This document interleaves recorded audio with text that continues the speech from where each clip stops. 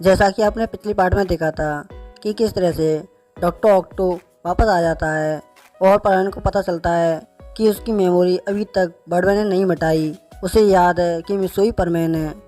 उसके कुछ देर बाद डॉक्टर ऑक्टो एक मशीन से सभी परमैन पर अटैक करता है, जिसके बाद सभी परमैन कुछ देर के लिए बिल्कुल कमज़ोर हो जाते हैं। लेकिन परमैन बिल्कुल हार नहीं मानता और वह गुस्से में आकर उस मशीन के टुकड़े टुकड़े कर देता है, जिसे देखकर डॉक्टर ऑक्टो एकदम शॉक हो जाता है कि ये मशीन इतनी आसानी से कैसे टूट गई।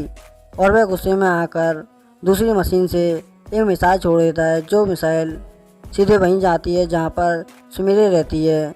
और दूसरी तरफ वह अपने आदमियों को वहाँ भेज देता है जहाँ पर पायन के दोस्त होते हैं। और ये सब देखकर मिसो को काफ़ी गुस्सा आता है और वह उसे मारने के लिए आगे बढ़ ही रहा होता है कि तभी वह एकदम से रुक जाता है, क्योंकि उसके पास इतना टाइम नहीं होता कि डॉक्टर ऑक्टोपस को पकड़ सके।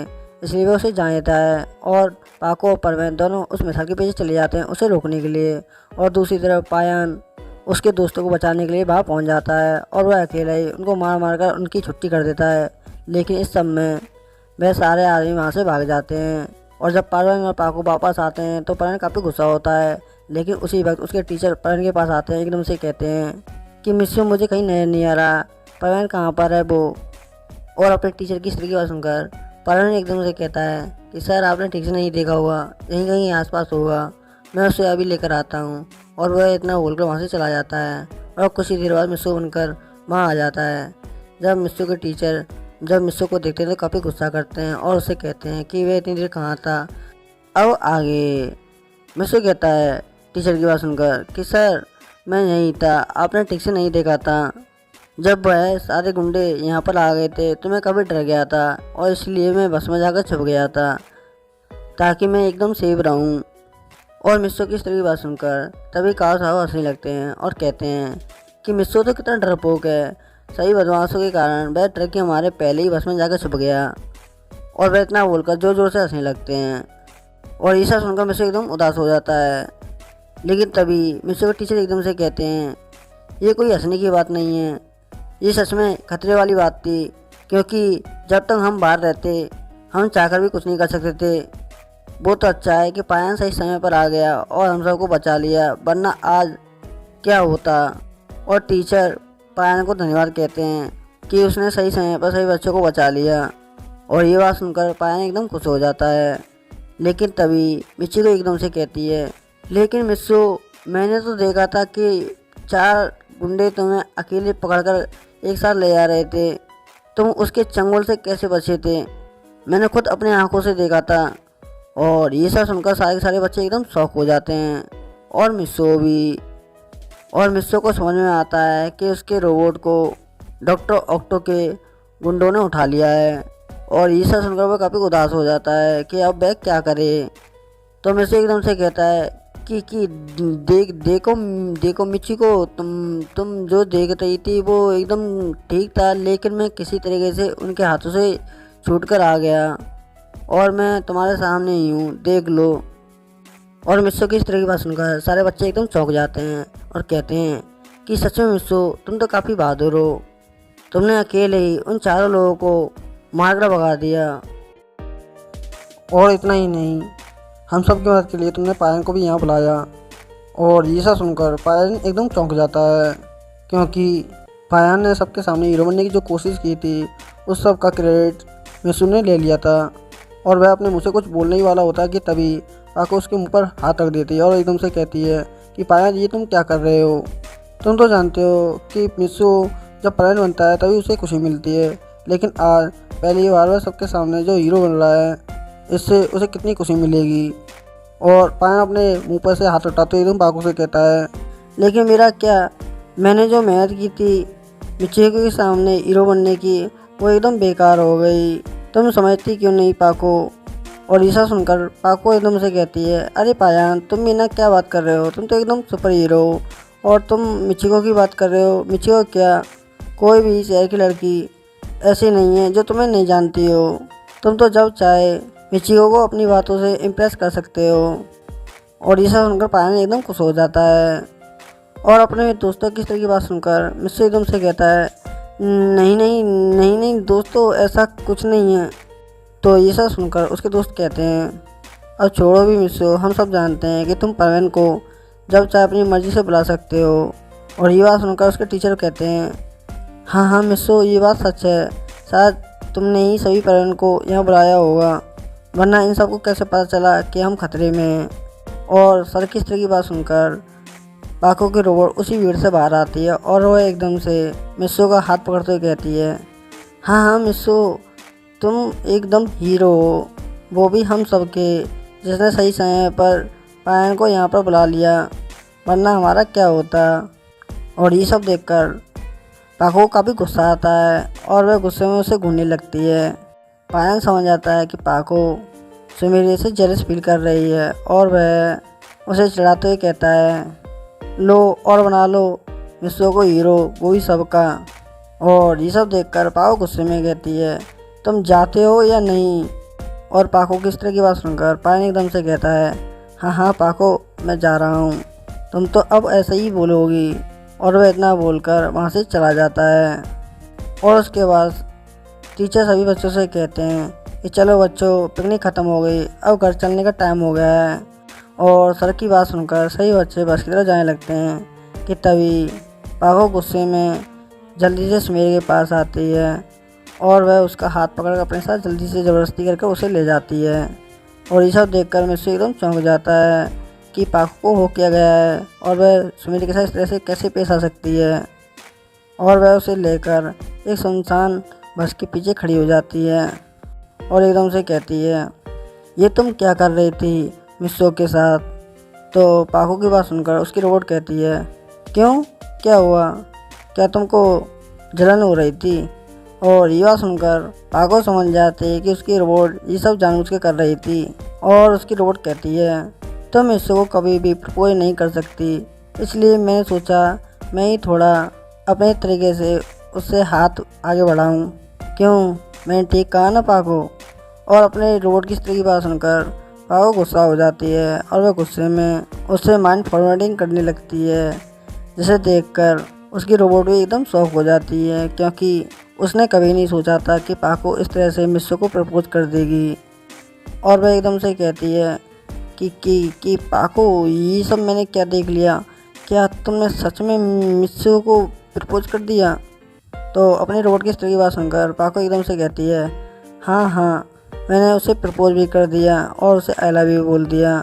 तुम मुझसे बोल रही थी कि मैं मिस्सो को कभी प्रपोज नहीं कर सकती, देख लो। और तभी मिस्सो एकदम से वहाँ आने लगता है और मिस्सो की पैरों की आवाज़ सुनकर पाको समझ जाती है कि मिस्सो यहाँ पर आ रहा है और वह इसलिए अपनी रोबोट को डीएक्टिवेट कर देती है और वह जल्दी से सुमेरे बन जाती है। और जब मिस्सो वहाँ पर आता है तो एकदम चौंक जाता है और वह एकदम से कहता है कि पाको कहाँ पर है, वो आपको इस तरह से लेकर आ गई, क्या उसे नहीं पता आप इतनी बड़ी सेलिब्रिटी हैं। और मिस्सो की इस तरह की बात सुनकर सुमेरे को थोड़ी तसल्ली होती है, क्योंकि उसे लगा था कि आज उसका पर्दा पास हो गया, लेकिन ऐसा नहीं है। और वह एकदम से कहती है कि मेरा उससे झगड़ा हो गया था इसी बात के लिए, और इसी बात पर वह गुस्सा भी हो गई, इसलिए यहाँ से चली गई। और सुमेरे की स्त्री बात सुनकर उसे एकदम चौंक जाता है। और तभी सुमेरे कहती है, चलो अब हम चलते हैं। और सुमेरे की स्त्री बात सुनकर मिस्सो एकदम पीछे से कहता है कि पाको, तुम्हारे हाथ पर चोट लगी हुई है, उससे खून निकल रहा है। और ये सब सुनकर सुमेरे एकदम से कहती है, हाँ हाँ मुझे पता है, ये चोट ज़्यादा नहीं है लेकिन जल्दी ठीक हो जाएगी। और वह इतना बोलकर आगे बढ़ने लगती है कि तभी सुमेरे एकदम चौंक जाती है, क्योंकि मिस्सो ने उसे पाको बोला था। और वह तेज़ी से पीछे मुड़कर कहती है कि मिस्सो, ये तुम क्या कह रहे हो, मैं पाको नहीं हूँ, मैं सुमेरे हूँ। और सुमेरे की सही बात सुनकर मिस्सो कहता है, हाँ हाँ मुझे पता है आप सुमेरे हो, लेकिन ये सब मैंने पाको से ही पूछा था, वो पाको जो अपनी बातें मुझे अब तक छुपाती आ रही है कि वही सुमेरे है, जिसने आज तक मुझे कभी सच नहीं बताया और ना ही कभी बताएगी। और वह इतना बोलकर वहाँ से जाने लगता है। और मिस्सो की इस तरह की बात सुनकर सुमेरे पीछे से कहती है, रुको मिस्सो, मेरी बात सुनो। लेकिन मिस्सो उसकी एक भी बात नहीं सुनता है और वह वहाँ से जाने लगता है। और वह पीछे से कहता है कि सुमेरे, आप मुझ पर एक एहसान करना, ये आज के बाद मुझसे कभी भी बात मत करना, वरना आपके बारे में और मेरे बारे में लोग गलत सोचेंगे, क्योंकि आप एक सेलिब्रिटी हो और एक मैं नॉर्मल लड़का। और मिस्सो की इस तरह की बात सुनकर सुमेर एकदम से कहती है, लेकिन मिस्सो तुम ऐसा क्यों बोल रहे हो, मैं तो तुमसे प्यार करती हूँ। तो ये सब सुनकर मिस्सो कहता है, प्यार तो बहुत दूर की बात है, आप फ्रेंडशिप का मतलब भी नहीं जानती।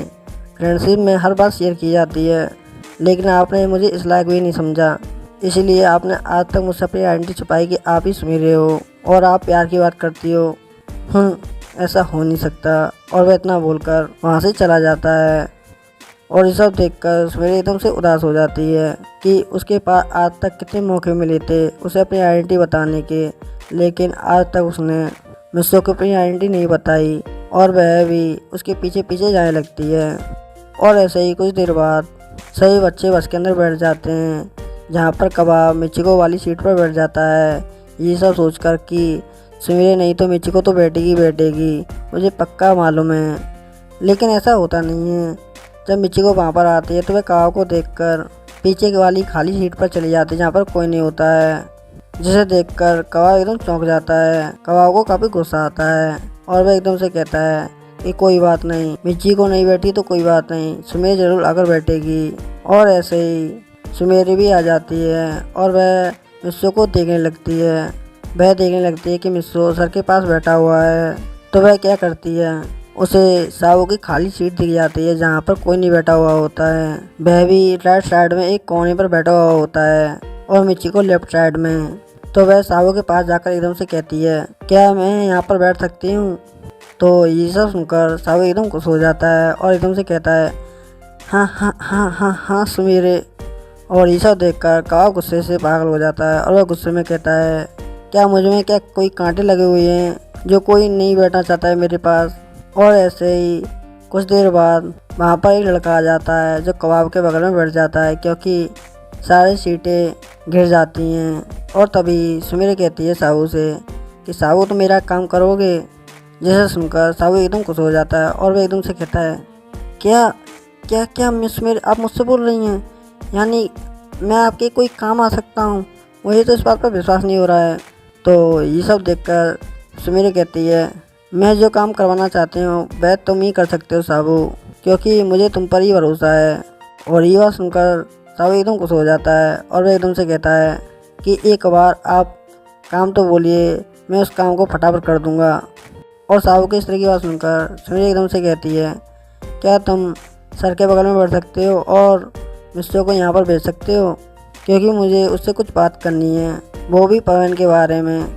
और ये सब सुनकर सावो एकदम उदास हो जाता है और एकदम से कहता है, क्या। और ये सब सुनकर सुमेर कहती है, हाँ दरअसल तुम तो ये बात जानते हो कि मिस्सो पवन का खास अच्छा दोस्त है और भाई है जो मुझे पवन के बारे में सब कुछ बता सकता है, मुझे कुछ ज़रूरी बात करनी है उससे। और सुमेर की इस तरह की बात सुनकर सावो अड़ती हुई आवाज़ में कहता है, लेकिन। और सावो की इस तरह की बात सुनकर सुमेर एकदम से कहती है, देखो अगर तुम मेरी बात मानोगे तो मैं तुम्हें ऑटोग्राफ दूंगी, वो भी आज की एक फ़ोटो पर, क्योंकि आज ही मैंने एक फ़ोटो खींची है, वो भी अपनी, सोच लो। और सुमेर की इस तरह की बात सुनकर सावो एकदम खुश हो जाता है और वह खुशी खुशी कहता है, हाँ हाँ हाँ मिस मेरे, आप चिंता मत कीजिए, आप सिर्फ ऑटोग्राफ तैयार रखिए, मैं यूँ गया और यूँ आया मिस्सो को लेकर। और सुमेर की इस तरह की बात सुनकर सुमेर खुश हो जाती है और वह अपने पर्स से एक फ़ोटो निकालती है और उस पर ऑटोग्राफ देने लगती है और सावो को दे देती है, जिसे देखकर सावो खुश हो जाता है और वह वहाँ से जाने लगता है। उसके जाते ही सुमेर अपने मन में कुछ सोचने लगती है और वह अपने मन में कहती है कि मिस्सो तुम मुझसे इस तरह से बात करते हो, मुझे बिल्कुल अच्छा नहीं लगता, मैंने सिर्फ तुमसे ही प्यार किया है और किसी से नहीं। इससे तो अच्छा तुम मुझसे लड़ाई झगड़ा करते तो मुझे इतना बुरा नहीं लगता जितना कि तुमने मुझसे आज जो बोला है वो मैं कभी बर्दाश्त नहीं कर सकती, मैं तुमसे कभी दूर नहीं रह सकती। तुम एक बार मेरे पास आकर बैठो, मैं तुम्हें बताऊंगी कि मैंने तुमसे ये बात क्यों छुपाई। और वह ये सब बोल रही होती है और ऐसे ही सावो मिस्सो के पास पहुंच जाता है, जिसे देखकर टीचर और मिस्सो एकदम चौंक जाते हैं। और मिस्सो कहता है कि सावो तुम यहाँ क्या कर रहे हो। और मिस्सो की बात सुनकर सावो एकदम से कहता है, देखो जल्दी से ही सीट खाली करो, क्योंकि मुझे यहाँ पर बैठना है और तुमको सुमेरी के बगल में बैठने का मौका मिल रहा है क्योंकि वह तुमसे कुछ बात करना चाहती है। और सावो की बात सुनकर मिस्सू एकदम से गुस्सा हो जाता है और वह गुस्से में कहता है कि मुझे मिस सुमेरी से कोई बात नहीं करनी, तुम जाओ यहाँ से। और ये सब देखकर सावो एकदम चौंक जाता है क्योंकि उसे मिस सुमेरी के साथ बैठने का मौका मिल रहा था और उसने उसे इस तरह से कह दिया जिसकी उसने कभी कल्पना नहीं की थी। और तभी मिस्सू को टीचर कहते हैं कि सावो, तुम अपनी वाली सीट पर क्यों नहीं बैठते, और वैसे भी तुम्हें मिस सुमेरी के साथ बैठने का मौका मिल रहा है, क्या तुम्हें मिस सुमेरी के साथ बैठने में कोई परेशानी हो रही है। तो सर की इस तरह की बात सुनकर सावो एकदम से कहता है कि सर, मुझे कोई परेशानी नहीं है, दरअसल परेशानी हो रही है तो वो है मिस सुमेरी को, क्योंकि मिस सुमेरी को पायन के बारे में कुछ जानना है जो मिस्सू ही बता सकता है, लेकिन ये है वहाँ जाने के लिए तैयार नहीं है, मैं क्या करूँ। और सावो की इस तरह की बात सुनकर मिस्सू को टीचर गुस्से में कहते हैं कि मिस्सू, ये क्या कर रहे हो तुमको अच्छी तरह से पता है कि मिस सुमेरी इतनी बड़ी सेलिब्रिटी हैं और वह तुमसे पढ़ने के बारे में कुछ जानना चाहती हैं, तो तुमको क्या परेशानी हो रही है, जाकर बैठ जाओ ना उनके बगल में। और सर की इस तरह की बात सुनकर मिस्सू एकदम से कहता है कि सर, मिस सुमेरी झूठ बोल रही हैं, उन्हें कुछ काम नहीं है पढ़ने के बारे में, वह तो सिर्फ मुझे ऐसे ही बुला रही हैं। और मिस्सू की इस तरह की बात सुनकर सुमेरी वहाँ पर आ जाती है क्योंकि उसे अच्छी तरह से पता था कि मिस्सू इतनी आसानी से यहाँ पर नहीं आने वाला है, इसलिए वह वहाँ पहुँच जाती है और एकदम से कहती है कि मिस्सू, ये क्या बोल रहे हो तुम, मुझे लगा था कि तुम परान के काफ़ी अच्छी क्लोज फ्रेंड हो, इसीलिए तुम मुझे उसके बारे में सही इन्फॉर्मेशन दे सकते हो, क्योंकि कुछ दिन बाद एक कॉन्फर्मेशन होने वाला है जिसमें मुझे उसके बारे में कुछ इन्फॉर्मेशन चाहिए जो सिर्फ तुम ही बता सकते हो, लेकिन तुम हो जो मेरी बात पर बिल्कुल विश्वास नहीं। और वह इतना बोलकर अपना चेहरा इमोशनल कर लेती है, जिसे देखकर सर गुस्से में कहते हैं कि मिस्सू, तुम मिस सुमेरी की बात क्यों नहीं मानते, उनको कुछ ज़रूरी काम है इसलिए वह तुमसे बोल रही हैं, वरना वह तुम जैसे लड़के से कभी बात नहीं करती, जाओ यहाँ से। और मिस्सू सर से कुछ कह पाता उससे पहले सुमेरी मिस्सू का हाथ पकड़ लेते हैं और उसे अपने साथ ले आने लगती हैं और वह अपनी जगह से खड़ा होकर जाने लगता है और वह कहता है ड्रामेबाज कहीं की, जिसे सुमेरी सुन लेती है और अपने मन में हंसते हुए कहती है कि मिस्सू, तुम्हारे लिए तुम्हें कुछ भी कर सकती हूँ, तो ये ड्रामा क्या चीज़ है। और ऐसे ही वह दोनों एक साथ बैठ जाते हैं जहाँ पर सुमेरी मिस्सू से बात करने की कोशिश करती है, लेकिन मिस्सू कोई भी बात नहीं करता, जिसे देखकर कावा काफी जेलस फील करता है और एकदम से कहता है क्या किस्मत है इसकी, और एक मैं हूँ जिसकी लाइफ में सिर्फ बैड लक है। और वह ये सब बोल रहा होता है कि तभी अचानक से बस के सामने एक रोबोट आ जाता है, जिसे देखकर सारे के सारे लोग एकदम चौंक जाते हैं और वह रोबोट एक जोरदार किक मारता है, जिसके कारण वह बस सीधे रोड से खाई में गिर जाती है। और इसी के साथ ये पार्ट नहीं समाप्त होता है। अगर आपको वीडियो अच्छी लगे तो चैनल को कमेंट एंड सब्सक्राइब करना ना भूलें। Okay, good bye, sayonara.